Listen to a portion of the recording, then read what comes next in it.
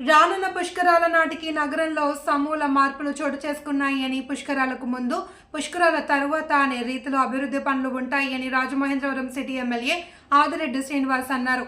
City నియోజకవర్గంలో 100 కోట్లతో అభివృద్ధి పనులు చేపట్టామన్నారు.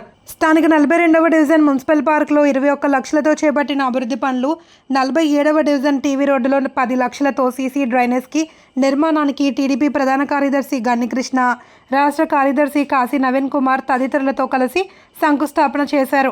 అనంతరం ఎమ్మెల్యే ఆదిరెడ్డి మాట్లాడుతూ, కూటమి ప్రభుత్వం అధికారంలోకి వచ్చిన ఈ 9 నెలల్లో రాజమండ్రి నగర అభివృద్ధికి నిధులు కేటాయించాలి అని అసెంబ్లీలో కూడా అడుగుతున్నానని గుర్తు చేశారు.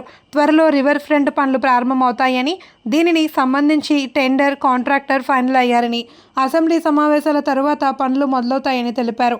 నగరంలోని అన్ని పార్కులను పూర్తి స్థాయిలో అభివృద్ధి చేసి ఎక్కడికక్కడ ఆహ్లాదకరమైన వాతావరణం నెలకొనేలా చర్యలు తీసుకుంటున్నామని చెప్పారు. ఏదో ఒక పార్కు సుందరీకరణపై దృష్టి కేంద్రీకరించడం కాకుండా అన్ని చోట్ల ఉన్న పార్కులను సుందరీకరణ చేస్తున్నామని తెలిపారు. టీడీపీ నాయకులు మల్లా వెంకటరాజు, కంటిపూడి శ్రీను, కేవీ శ్రీను, మరుకుర్తి రవి యాదవ్, దొడ్ల బాల, వానపల్లి శ్రీను, బేసిరి చిన్ని, కవులూరి వెంకటరావు, జవ్వాది మురళి, మొకుమాటి సత్యనారాయణ, శివారెడ్డి, బంగారు నాగేశ్వరరావు, మోత నాగలక్ష్మి తదితరులు పాల్గొన్నారు. అందరికీ నమస్కారం. 47వ వార్డులో అభివృద్ధికి నోచుకోలేని ప్రాంతం ఇది. గత 7-8 సంవత్సరాలుగా కూడా అనేక సందర్భాల్లో చాలా అధ్వానంగా ఉంటుంది డ్రైనేజ్ సిస్టమ్. ఇక్కడ క్రిందటి ప్రభుత్వంలో వైఎస్ఆర్సీపీ ఉన్న ఎమ్మెల్యే ఆదిరెడ్డి భవానీ గారు ప్రతిపాదించారు. ఇక డ్రైను రోడ్డు శాంక్షన్ అయింది. శాంక్షన్ అయిన డ్రైను రోడ్డు అవసరమైన ఉన్న చోట వేయకుండా అవసరం లేని ఈ డ్రైన్ వేసుకొని వెళ్ళిపోయారు ఆ డబ్బులతో. ఇక్కడ అసలు అవసరమే లేదు.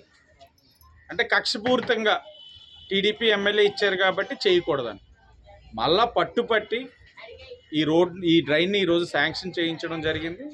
ప్రారంభించుకుంటా ఉన్నాం. సోమవారం నుంచి పనులు ప్రారంభమవుతాయి. అలాగే రోడ్డు కూడా ఉంది. రోడ్డుకు కూడా సుమారు 20 లక్షలు అని చెప్పి మా ఈ గారు చెప్తా ఉన్నా. దాన్ని కూడా దగ్గరలో శాంక్షన్ చేసి దాన్ని కూడా ప్రారంభం చేసుకోబోతా ఉన్నాం. అలాగే 42వ వార్డులో ఏదైతే మున్సిపల్ కాలనీ స్టేడియం ఉందో అక్కడ కూడా గత 5 సంవత్సరాలు దాన్ని నిరుపయోగంగా చేసేశారు. గ్రీనరీ లేదు.